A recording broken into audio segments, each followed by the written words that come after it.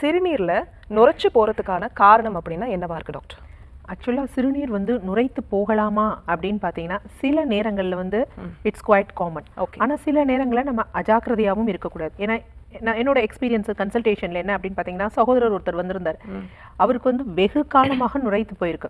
ஆனால் அவராக வந்து என்ன அப்படின்னு பார்த்தீங்கன்னா கொஞ்சம் இதெல்லாம் பார்த்து ஒரு அவேர்னஸில் யூரின் ரொட்டீன் பார்த்துருக்காரு. யூரின் ரொட்டீன் பார்க்குறப்ப ப்ரோட்டீன் வந்து 1+ அந்த மாதிரி இருந்திருக்கு. ஸோ மைக்ரோ ஆல்புமின் அவர் வந்து என்ன அப்படின்னா மருத்துவத்துறையில் வேலை பார்க்குறவர். அதனால வந்து அவருக்கு ஓரளவுக்கு நாலேஜ் இருந்திருக்கு. மைக்ரோ ஆல்புமினும் கொஞ்சம் ஜாஸ்தியாக தான் இருந்திருக்கு. ஜாஸ்தினா ரொம்ப கிடையாது. இப்போ 30 இருக்கலாம் அப்படின்னு பார்த்தீங்கன்னா 60 அந்த மாதிரி இருந்திருக்கு. ஸோ ரிப்பீட்டடாக அவர் மருத்துவர்களிடம் கேட்டபொழுது அதெல்லாம் ஒன்றும் இல்லை, பிரச்சனை இல்லைன்னு. ஸோ இப்படி காலம் தள்ளிக்கொண்டே போகிறப்ப என்ன அப்படின்னு பார்த்தீங்கன்னா ஒரு நாள் அவருக்கு கால்களில் வந்து வீக்கம் வர ஆரம்பிச்சது. அப்பொழுது தான் அவருக்கு, ஆனால் கிரியாட்டினின் பார்த்தா அவருக்கு நார்மலாக இருந்திருக்கு. ஸோ லேட்டஸ்ட் ஸ்டேஜில் பார்க்குறப்ப கிரியாட்டினின் எவ்வளோ வந்துருச்சு அப்படின்னா 3 வந்துடுச்சு. அதுக்கப்புறம் அப்படியே கீப் ஆன் இன்க்ரீஸ் ஆகிட்டே இருக்கு.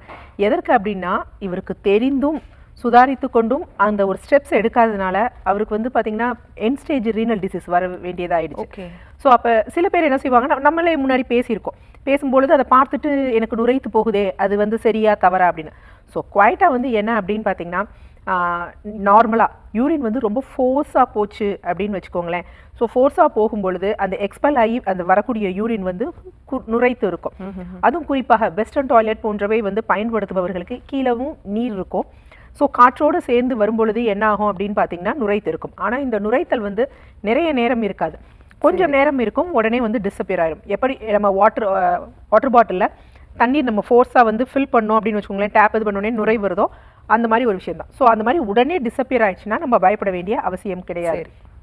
சிலருக்கு என்ன அப்படின்னு பார்த்தீங்கன்னா ரொம்ப வந்து டீஹைட்ரேஷன் வந்து ஆயிருப்பாங்க. அதாவது கழிச்சல் ஏற்பட்டிருக்கலாம், இல்லை ஏதாவது ஒரு விஷயத்தால் வந்து தண்ணீர் நிறைய குடிக்காமல் இருந்திருக்கலாம்.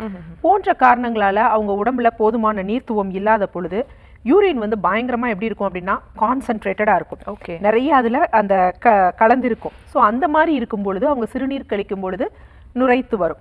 இது நார்மலாக என்ன அப்படின்னு பார்த்தீங்கன்னா நம்ம அடுத்து கொஞ்சம் நல்லா தண்ணீர் குடித்தோம் அப்படின்னா சரியாய் போயிடுச்சு அப்படின்னா பயப்பட வேண்டிய அவசியம் இல்லை. சரி. ஸோ இது ரெண்டுமே வந்து ஒரு தற்காலிக சூழ்நிலைகளில் ஏற்படுறதான். இது நோய் நிலை அளவுக்கு வந்து நம்ம பயப்பட வேண்டிய அவசியம் இல்லை.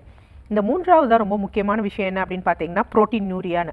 அதாவது யூரின்ல என்ன ஆகும் அப்படின்னு பார்த்தீங்கன்னா புரோட்டீன் வந்து வெளியேறும். சரி. ஸோ இது எந்த மாதிரியான நிலைகளில் வந்து வெளியேறலாம் அப்படின்னா சிறுநீரக செயலிழப்பு இருக்கும் பொழுது வெளியேறலாம், இல்லை சர்க்கரை நோய், ரத்தத்தில் சர்க்கரை அளவு சீராக இல்லாத பொழுதும், நம்ம பிளட் ப்ரெஷர் வந்து சீராக இல்லை அதிகமாக இருக்கு அப்படிங்கிற பொழுது சிறுநீரகம் இருக்கு பார்த்தீங்களா, அதனுடைய செல்கள் உள்ள வந்து பாதிப்பு அடையும் பொழுது அது என்ன ஆகும் அப்படின்னு பார்த்தீங்கன்னா யூரின்ல வந்து புரோட்டீனா வந்து டிஸ்சார்ஜ் ஆகும்.